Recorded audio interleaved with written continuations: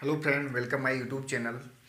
कल की क्लास में हम लोग देखें कि जो अवतल दर्पण संबंधित जो प्रतिबिंब नियम है वे कौन कौन से थे और कैसे कैसे प्रतिबिंब बना। जो कुछ जनरली अवतल दर्पण से जो बना प्रतिबिंब होता है, जनरली 6 रूल होते हैं, अच्छे तरह से प्रतिबिंब बनता है।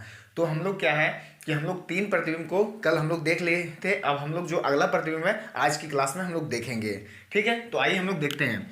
तो सबसे पहले हम लोग देखते हैं कि जब वस्तु वस्तु को C तथा F के बीच में रखा जाता है, यानी कि जब वस्तु को C तथा F के बीच में रखा जाता है,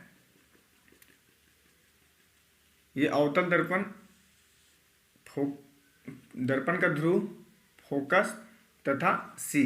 जब क्या है किसी वस्तु को C तथा F के बीच में रखा जाता है तो प्रतिबिंब कहाँ पे बनता है और कैसा बनता है, आइए हम लोग देखते हैं। तो सबसे पहले जब प्रतिबिंब को C और F के बीच में, C यहाँ पे वक्रता केंद्र और F यहाँ पे फोकस के बीच में जब रखा जाता है तो कहाँ बनता है। सबसे पहले हम लोग नियम से पढ़ा था कि जब प्रकाश का जो किरण है वो क्या करता है कि मुख अक्ष के समानांतर प्रवेश करता है, मुख अक्ष के समानांतर प्रवेश करता है। मान लें कि जब प्रकाश का किरण क्या होता है कि ये मुख अक्ष के समानांतर प्रवेश करता है तो क्या होता था, ये फोकस से होकर गुजरती थी, तो फोकस से होकर गुजरती थी। जब प्रकाश की किरण क्या था, ये मुख अक्ष है, मुख अक्ष के समानांतर प्रवेश की थी, फोकस को होकर गुजरेगी। ठीक है, उसके बाद हमने पढ़ा था कि जब कोई प्रकाश की किरण क्या होता है कि वक्रता केंद्र से होकर गुजरती है, जब कोई प्रकाश की किरण क्या होता है वक्रता केंद्र से होकर गुजरती है तो वापस क्या होता है वक्रता केंद्र पे ही लौटती है। वापस क्या होता है दर्पण के परावर्तन के बाद वापस क्या होता है कि वक्रता केंद्र पे ही लौटती है।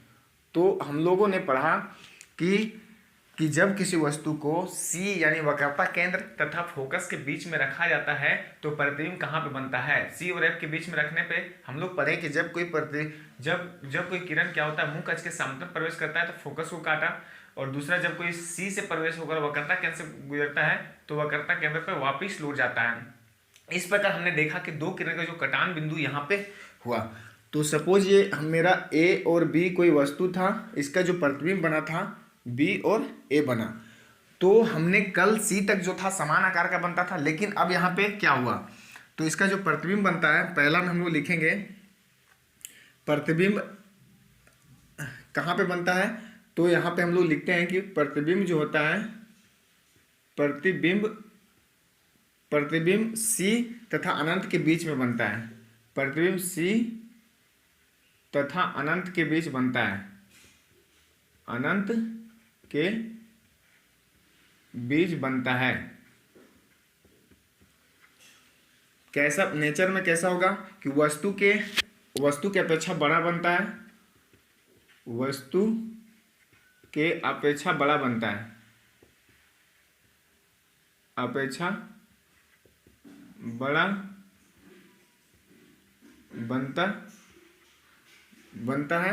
ठीक है, तीसरा पॉइंट है क्या कि जो वस्तु के अपेक्षा उल्टा बनता है, वास्तविक बनता है। सबसे पहले वास्तविक प्रतिबिंब बनता है, वास्तविक प्रतिबिंब बनता है, प्रतिबिंब बनता है। और कल की क्लास में पढ़े वास्तविक प्रतिबिंब जो होता है हमेशा और हमेशा उल्टा होता है, उल्टा होता है। तो हम लोगों ने देखा कि जब किसी भी वस्तु को C तथा F के बीच में रखा जाता है तो प्रतिबिंब C तथा अनंत के बीच बनता है, वस्तु के अपेक्षा बड़ा बनता है और वास्तविक प्रतिबिंब बनता है, और ये जो वस्तु के अपेक्षा क्या होता है उल्टा होता है, और प्रतिबिंब जो होता है दर्पण के बाईं ओर बनता है। अगला हम लोग नोट करेंगे पांचवा कि प्रतिबिंब जो होता है, प्रतिबिंब दर्पण के बाईं ओर बनता है, दर्पण के बाईं ओर बनता है।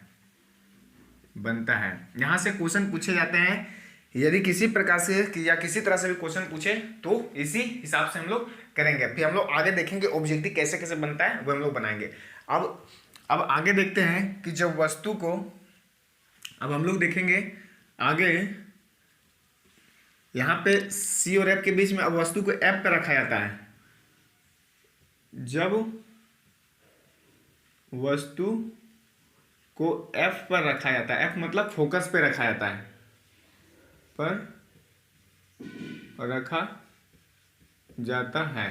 तो हम लोग देखें कि जब वस्तु को क्या होता है कि फोकस पे रखते हैं, जब वस्तु को क्या है कि फोकस पे रखते हैं, यहाँ पी, एफ और सी, तो जब वस्तु को फोकस पे रखा जाता है तो पहला हम लोग देखा कि ये जब फोकस से होकर गुजरता है तो क्या होता है, ये मुंह कच के समांतर प्रवेश करती है, तो सबसे पहले ये फोकस को काटती है। दूसरा क्या होता है कि जब ये वक्रता केंद्र से होकर प्रवेश करती है तो वापस क्या होता है, दर्पण में परावर्तन के बाद वक्रता केंद्र से ही वापस लौटती है। इस प्रकार से ये क्या होता है, किरण जो होता है ये एक दूसरे से मिलती हुई प्रतीत होती है। तो यानी ये जो बनता है, इसका जो प्रतिबिंब बनता है, लगता है कि ये जो प्रतिबिंब है ये कहीं ना कहीं अनंत में जाके मिलेगी। तो हम लोग कह सकते हैं कि जो वस्तु प्रतिबिंब बनता है, पहला प्रतिबिंब अनंत पर बनती है। दूसरा में हम लोग देखें कि जो आकार होता है, प्रतिबिंब का आकार जो होता है वस्तु के अपेक्षा क्या होता है, बड़ा होता है। तो इसका आकार जो होता है, आकार वस्तु के अपेक्षा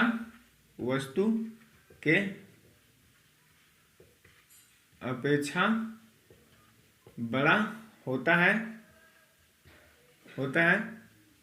ये जो होता है वास्तविक प्रतिबिंब बनता है। वास्तविक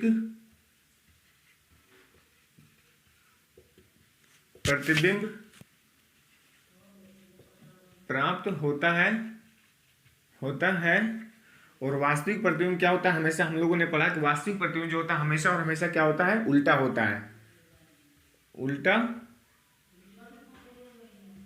बनता है। अब हम लोग देखें जो ये जो था कि दर्पण जो होता है प्रतिबिंब के बाईं ओर बनता है, यहाँ पे भी क्या होता है कि जो प्रतिबिंब होता है दर्पण के बाईं ओर बनता है। यानी प्रतिबिंब जो होता है दर्पण के बाईं ओर बनता है। प्रतिबिंब दर्पण के बाईं ओर बनता है।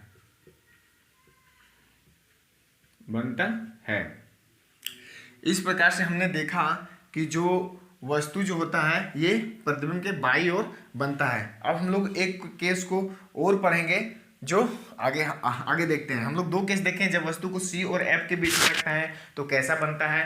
फिर हम लोग देखा कि जब वस्तु को एफ पे यानी फोकस पे रखते हैं तो कैसा प्रतिबिंब बनता है। अब हम लोग देखेंगे कि दर्पण को यदि अब क्या होगा, धीरे धीरे प्रतिबिंब क्या होता है कि इधर आते जाते हैं। तो यहाँ से सी और एफ के बीच में पहले एफ पे फिर आया, फिर एफ पे, अब यहाँ एफ और पी के बीच में रखा जाता है। तो हम लोग आगे नोट करेंगे। अगला में लिखेंगे जब वस्तु को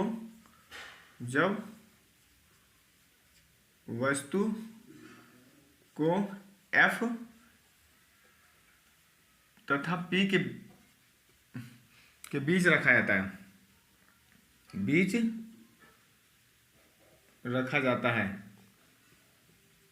अब हम लोग देखेंगे जब वस्तु को एफ मतलब फोकस तथा पी यानी वक्र दर्पण के ध्रुव के बीच में रखा जाता है तो कहाँ पे प्रतिबिंब बनता है। तो सबसे पहले हम लोग देखते हैं कि जब किसी वस्तु को यहाँ हम लोग ड्रॉ करते हैं कि जब किसी वस्तु को क्या है कि दर्पण के ध्रुव तथा फोकस के बीच हो तो कैसे बनता है। सबसे पहले है दर्पण का ध्रुव, फोकस और सी। हमने देखा कि किसी वस्तु को दर्पण के क्या है एफ और पी के बीच में रखें तो हम लोगों जो रूल पढ़े थे वे क्या था कि यदि दर्पण के ध्रुव में क्या होता है, किसी प्रकाश की किरण क्या हुआ, अपवर्तन हुआ, यदि ये थीटा कोण बनाया है तो ये क्या होता है, थीटा कोण से क्या हुआ, परावर्तित हो जाता था। पहले हम लोग देखे थे कि जिस एंगल से बनाते हुए दर्पण में ध्रुव पे इंसिडेंट हुआ, अपवर्तन हुआ, उसी एंगल से परावर्तन द्वारा क्या हुआ, वे उसी कोण बनाते हुए परावर्तित हो जाता था। तीसरा हम लोग देखेंगे कि जब कोई प्रकाश की किरण क्या होता था कि मुंह कक्ष के समांतर प्रवेश करता था तो क्या होता था कि ये फोकस को काट कर निकल जाता था। जब कोई प्रकाश की किरण क्या था, यहाँ अच्छा थोड़ा समझेंगे हम लोग। जब कोई प्रकाश की किरण क्या था कि मुंह कक्ष के समांतर प्रवेश किया तो क्या था, ये फोकस को काट कर निकलती थी। तो इस प्रकार हम लोग देखें कि ये किरण जो है आगे बढ़ाएंगे और ये किरण आगे बढ़ाएंगे तो एक दूसरे से ऐसा लग रहा है कि कभी नहीं मिलेगा, है ना। तो हम लोग क्या करते हैं कि इसको आभासी प्रतिबिंब बनाने के लिए हम लोग क्या करते हैं, कुछ डॉटेड लाइन बढ़ाते हैं। तो ये किरण सपोज यहाँ से अगर जाती तो यहाँ ऐसे जाती, और ये किरण यदि यहाँ जाती तो ऐसे जाती। तो मतलब जो इसका कटान बिंदु होगा वो कहीं ना कहीं दर्पण के दाईं ओर होगा। तो हम लोग देखते हैं कि जो कटान बिंदु होता है ये इधर होता है। तो हम लोग यहाँ पे देखें कि जब किसी वस्तु को दर्पण के फोकस तथा दर्पण के वक्रता केंद्र के दर्पण के ध्रुव के बीच रखा जाता है तो प्रतिबिंब जो होता है दर्पण के दाईं ओर बनता है। तो हम लोग यहाँ पे पॉइंट में लिखेंगे इसके लिए पहला में कि जो जब हो तो इसका जो बनता है कि प्रतिबिंब जो बनता है ये क्या होता है, दर्पण के दाईं ओर बनता है। प्रतिबिंब दर्पण के दाईं ओर बनता है, दाईं ओर बनता है, ठीक है। और दर्पण यानी प्रतिबिंब जो बनता है वो क्या करता है, वस्तु की अपेक्षा बड़ा बनता है, यानी हम लोग बोल सकते हैं बड़ा बनता है और आभासी बनता है। तो हम लोग देखते हैं दूसरा में लिखेंगे कि प्रतिबिंब जो होगा, प्रतिबिंब जो होगा वो आभासी बनता है, आभासी बनता है। आभासी प्रतिबिंब वैसा प्रतिबिंब बोलते हैं जो किरणों वास्तविक रूप से करते नहीं थे। हम लोग जितना भी केस पढ़े अवतल दर्पण में टोटल जनरली 6 केस होते हैं, जिनमें हम लोग 5 केस जो पढ़े हैं वे क्या होता है, वास्तविक प्रतिबिंब बनाता था और किरण जो था वास्तविक रूप से अपने आप करते थे। लेकिन क्या था, हम लोग डॉटेड लाइन के थ्रू क्या करते दर्पण के दाईं ओर मिलाए, यानी कि हम लोग आभासी प्रतीत किए, यानी आभास किए कि कहीं ना कहीं जो किरण है ये यहाँ पे मिलेंगे। तो इसलिए हम लोग बोल सकते हैं कि जो प्रतिबिंब बनता है आभासी बनता है। और हम लोग तीसरा पॉइंट में लिखेंगे जो आभासी प्रतिबिंब होता है हमेशा और हमेशा क्या होता है, सीधा प्रतिबिंब बनता है, हमेशा सीधा प्रतिबिंब बनता है, बनता है।